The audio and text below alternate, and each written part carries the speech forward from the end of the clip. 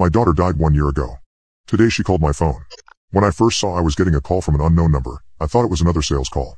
I only answered it on the off chance it was from my friend Irma. I knew she'd gotten a new phone number. Hello? It was quiet except for someone breathing on the other end. I frowned but tried again. Hello, is someone there? Or is this another robot telling me I've won a cruise? I heard a quiet laugh, followed by a sob. Hi Mom. I nearly fainted. I did actually drop to the floor, phone nearly slipping from my fingers as an almost familiar voice echoed in my ears. My chest tightened as I looked up at the mantel, where all Kendra's photos were lined up. A happier 12-year-old you couldn't have found, minus those last few months before her disappearance. I swallowed before lifting back up my phone. Is this a joke? I asked. The girl on the other end cleared her throat. It's not a joke. I'm Kendra. If you need proof, remember when we went to go see that magician, and he called me up on stage? I was like 6 at the time. He pulled streamers from my pockets and all I wanted to do was pet the bunny. When he made it disappear in the pile of streamers I started bawling my eyes out. You had to drag me off stage and console me with ice cream afterwards. I had strawberry, you had cookies and cream. I love that day. I was shaking. I couldn't believe it. Kendra. You're okay? Where have you been? It's been 8 years, I thought you were. I'm okay. Mostly, Kendra sighed and I could hear her fiddle with her phone. I think I can send a picture, did you get it? I took it last night. My phone vibrated and I looked at the picture I received. A good half of her face was hidden by her hoodie, but I could tell it was Kendra. She was holding up a peace sign with her free hand and I could see a smile. I couldn't believe it.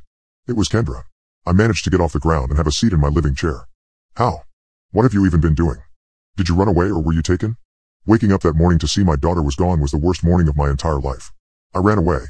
Ended up in California, somehow. Kendra laughed again. You wouldn't believe what kind of stuff I've been up to. Pardon my language.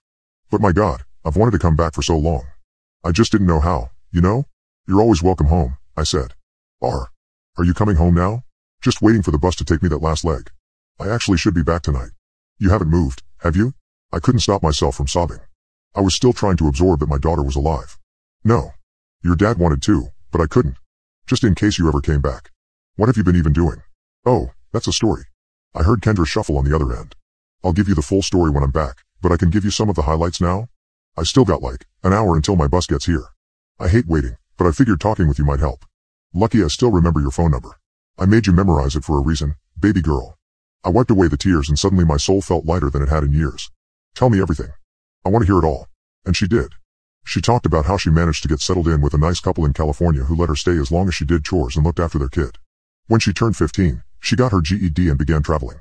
She'd been all over the States. She'd fallen in love, had her heart broken. She'd slept everywhere from street corners to 5-star hotel rooms. Apparently it was a gift from a really hot old guy with really weird kinks. She'd waited tables. She'd picked pockets. She'd find temp work when she chose to settle down. But she hadn't really settled. Not ever. She was halfway through a story about the time she'd shared a hotel room with 2 prostitutes and their guard dog when she cut off. Shoot. Bus is here. I gotta get going. I'll be home around 6. Should I have dinner ready? I think I still have the ingredients for your favorite. Honey garlic chicken and rice. She could have eaten that for breakfast, lunch, and dinner. Nah, I think I'll eat on the way. See you soon. I love you, Mom. She hung up and for several minutes, I sat alone in silence. Then I got up and began cleaning the house. I turned on the Beach Boys as I dusted off all the surfaces, did all the dishes. I hadn't felt this free in so long. I only paused for a moment before I headed into Kendra's bedroom. I hadn't gone in there since the day she ran away. Nothing had changed. Bed was still unmade. An empty fish tank sat on her desk collecting dust. I pushed up my sleeves and got to work. Sheets were thrown into the wash. The fish tank was cleaned out. I was planning on remaking the bed when I heard the door open behind me. Dear? What are you doing in Kendra's room? I'd completely forgotten to call Greg. I spun around to see my husband, one of his eyebrows raised as he looked around the room. I laughed and wiped away another tear. I got a call today. From Kendra, I said. Greg's face went white. What are you talking about? He said. She's alive, Greg. I laughed and shook her head. I just wanted to get the house ready. I'll get dinner started in an hour. Kendra is not coming home, Lauren. She's gone, you know that. I forced a smile. Listen, I know it was Kendra. We were on the phone for an hour. She even sent me a selfie, see? I pulled my phone from my pocket and offered it to Greg. He took it and I saw his eyes widen before he sneered. This is a joke. A sick joke. Someone's making fun of you. He lifted back up the phone. This could be anyone. It's been 8 years. What took her so long to call? I can tell you why, because it's not Kendra. My high from earlier crashed. I was on the phone with her. I'm not an idiot, it was her. I'll show you. Greg hit the call button and turned the phone on speaker. Whoever this is, I'm going to murder them. Greg. I tried taking my phone back but he waved me off. The phone rung twice before Kendra answered. Yeah, Mom? Something come up? She asked. I could hear the sounds of the bus in the background. Greg's face had gone from white to a startling shade of red. Whoever you are, you're going to stop, right now. Or we're going to go to the police and... Kendra's laughter cut him off. This time they came out harsh and cutting. Oh, hi, Daddy. Damn, I hoped I would beat you home. Make it a big old surprise. Tell me, Daddy dearest, why were you so eager to move? Why you're so certain I'm dead? Oh wait. Is it because you murdered me, Daddy? Greg went dead silent. I stared at my husband. What is she talking about? I asked. He shook his head. She's lying. She's just trying to.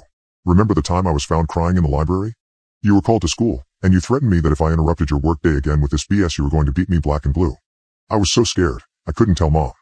That's why I tried to run away. But you tried to stop me, Kendra sighed. I'm sending you another picture. Take a good long look at me now. I shook but I waited for that picture to pop up. Now Kendra's face was entirely revealed and I wanted to vomit. No doubt it was Kendra now, but everything looked so wrong.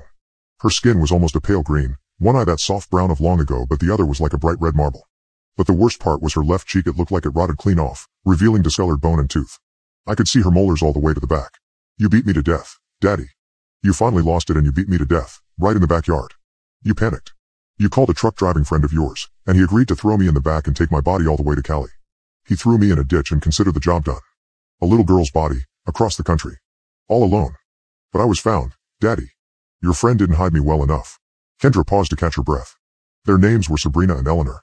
They found my body, and they brought me back. I was so scared, so confused, but they were kind to me.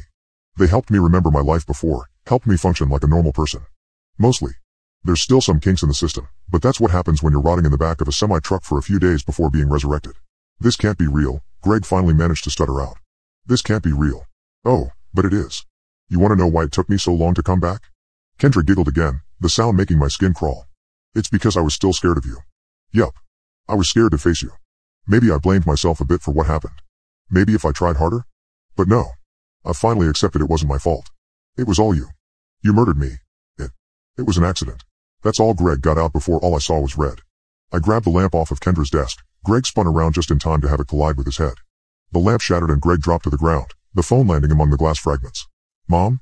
Mom, are you okay? I picked up the phone. I broke a lamp over your father's head, I said.